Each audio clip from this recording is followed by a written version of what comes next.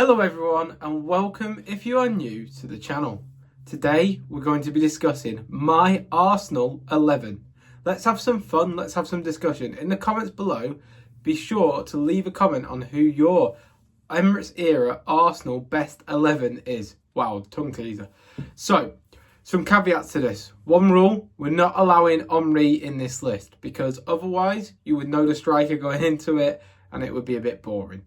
Other caveats is that we're not just going to judge the longevity, how well or how good they are. Things of how they left the club do come into play. So without further ado, let's get into it. I just wanted to start also by saying that if you want to check out some Call of Duty or FIFA content, I'm going to leave in the description below links to my other two channels. So yeah, but first up, we're going to go with goalkeeper. For me, there were three options for the goalkeeper position. Whilst there is the likes of obviously Ospina, who played from time to time, or Almunia, there was only three options. So you had Ramsdale, Raya, and Szczesny. Raya, I decided to go against because he's only been here for 2 seasons, even though he probably is the best of the three in terms of quality. Szczesny, for me, was a brilliant keeper. You think back to that double save he made from the penalty against Liverpool, phenomenal keeper. But there's only one answer, Ramsdale. The reason being is he is the guy who brought us back to the Champions League after the 7 years being out of it. He's the guy who helped reconnect Arsenal with the fans. And he is just a superb keeper. I was sad to see him leave. I do think that Raya's a better keeper than him. But he did have a connection, a special connection with the fans that really helped that relationship between players and fans. So Ramsdale is the goalie for this team. Now we go on to right back. Realistically, for me, there was only 2 options. You either had Sagna or Ben White. I've given it to Bacary Sagna. The reason being is that Ben White's still at the club. Sagna was there for a bit longer and was one of the best free right backs in the league during his time at the club. That said, I do think White is that good. It's just a case that Bacary Sagna's story is already written, so we know how good he can be. Ben White, if he continues this trajectory, by all means, within a season, 2 seasons, he'll be ahead of Bacary Sagna. But Bacary Sagna, for me, gets in. Obviously, he was at the club till 2014 when he left to Man City after winning the FA Cup. It was a bit of a sad way he departed. I know that Wenger wanted to keep him, but he was phenomenal during his time at the club. So Bacary Sagna is the right back. In terms of centre-back, we'll get through the whole defence. There was options, for example, Koscielny, Vermaelen, very good defenders, maybe even David Luiz if you want to put his impact on young players into the conversation. But for me, you have to go the current 2. Gabriel and Saliba, world-class. Rolls-Royce and a Bentley at the back. Phenomenal defenders. They complement each other so well. They come in a partnership, so we're putting them in a partnership in this 11. And then to round out the left-back spot, I was thinking about this for a while. And there is only one person when you actually deep it. It just is this answer. But I'll go through some other options that we had. So we considered Clichy. Obviously moved to City for money. And it's a shame how he left. Was very good. Part of the Invincible squad. As in he was just around the youth setup at the time. Kieran Gibbs was a long-standing servant of the team. Very good fullback. And finally, Nacho Monreal is the answer we've gone with. Nacho Monreal is the most consistent left-back Arsenal have had. He was a consistent 7 out of 10. Very good defensively. Scored a few goals, weirdly, offensively. And he was just so good. So reliable, so consistent. Barely ever got injured.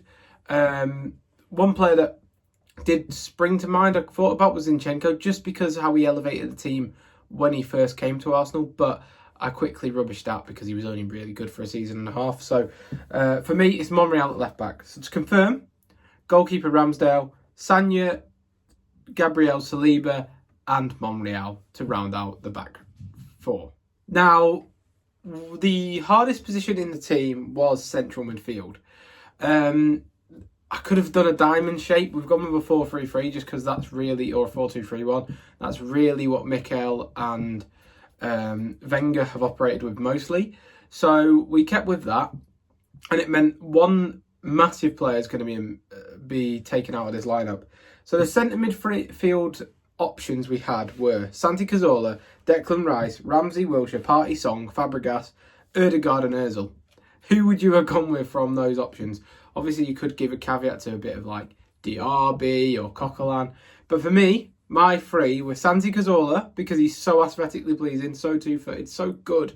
We were always top of the league until his injuries, and he was just a phenomenal metronome in midfield. Fabregas, because I think he was such a good talent. Obviously left to Barcelona in really bad circumstances, and that's such a shame. But Fabregas was an elite player for Arsenal, broke through at 16, amazing. And then in attacking midfield, I've gone with Ødegaard. The reason being, he is the figurehead of this current Arsenal team, the club captain, leader, press master, pass master, and a phenomenal goal scorer.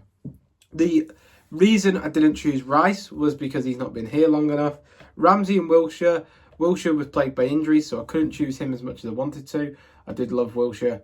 Ramsey had his moments, obviously the FA Cup final. I just think it's a bit marred by the team that he was in. Obviously, Fabregas did win a league title with the club. Partey, brilliant when he came in. Injuries have plagued him. Maybe a bit of recency bias as to why I haven't chose him. In terms of Alex Song, went to Barcelona, should have stayed at the club. Such a shame. Very good player. And then Ozil. The reason I left Ozil out was purely because of Martin Ødegaard. I was trying to put Ozil in because I think Ozil might be the most talented player to ever play for Arsenal, or second most talented player to ever play for Arsenal behind Thierry Henry. He was that talented. Yes, he was a bit lax. Yes, he was a bit, calm on the ball to the point where it looked lethargic. But he was a phenomenal talent. Some of the things he did on the football pitch was amazing. So Ozil does miss out. And the three-man midfield is Fabregas, Santi Cazorla and Ødegaard. I'm not talking about how it would work because we need a DM in there. But hey-ho. Now the attack. This is where the interesting parts happen. For me, on the right wing, there is only one choice. I did put two down because, as I've said to you many a time, my favourite Arsenal player is Theo Walcott, ever. But Bukayo Saka is the only option we can have in the Emirates era at right wing. Starboy Saka came through the youth academy and lit the team alight in 2018. And ever since, he's been ever present, and he is a world-class right winger at this point. Absolutely consistent to a T. I think Bukayo Saka has to get in this team. Then you're looking at the striker and the left wing position. We'll do left wing first because I think it's more of a shoe-in. The two options I really thought of was Arshavin and Alexis Sanchez. And there's only one winner there, unfortunately. Alexis Sanchez was world-class for Arsenal. It's a shame of how he left. Shame it happened at Man United. But some of the stuff on the pitch, he was just mesmeric. He was better than, at times, Hazard. To be honest, I think he was a better player than Hazard. But that might be my bias showing through. Let me know what you think about that in the comments below. In terms of the striker position then, we have really a few options. I'll read out my options and then I'll tell you who I've chosen. So you've got Eduardo, Giroud, RVP or Aubameyang. Henry obviously doesn't count in this one, otherwise he'd just walk home with this. For me, also you could say Adebayor, but I didn't want to put him out of sort of respect to Arsenal. For me, it's between two. It's between club captain Aubameyang, who obviously left in horrendous fashion, and it's also between Giroud. Because of his consistency. RVP, the way he left to Man United, I can't give it to RVP at all. I just can't. He was club captain and left in such a horrendous way to a rival. Did a video recently on the channel about it. Go and have a look at that. But for me, I think I edged to Giroud. Never a world-class striker, but always a very good striker. Reliable target man. Really good at link-up play. Quicker on with his feet than he got credit for. Just a sensible player. Aubameyang was world class for about 2 seasons at Arsenal, maybe 2.5, 3 seasons. Then he got his new deal and he slowly fell off. As well as that, he had a lot behind the scenes in terms of the discipline side. So I believe Giroud never caused an issue. I think Giroud has to be the striker for this team. So let's read out the team then. And let me see if you can beat it in the comments below. Remember, this is not just on the best players, because if it was on the best players, there's no way, for example, RVP doesn't get in that strike force. It's on longevity, the way they left the club, just Emirates era legacy. So I've gone with Ramsdale in goal, Sagna, Gabriel, Saliba and Monreal at the back four. Then you've got Cazorla, Fabregas and Martin Ødegaard in the midfield. And then Saka with Giroud and Alexis. Let me know in the comments below what you think of that. Thank you for watching, and And please be sure to like and subscribe for more from me. Goodbye.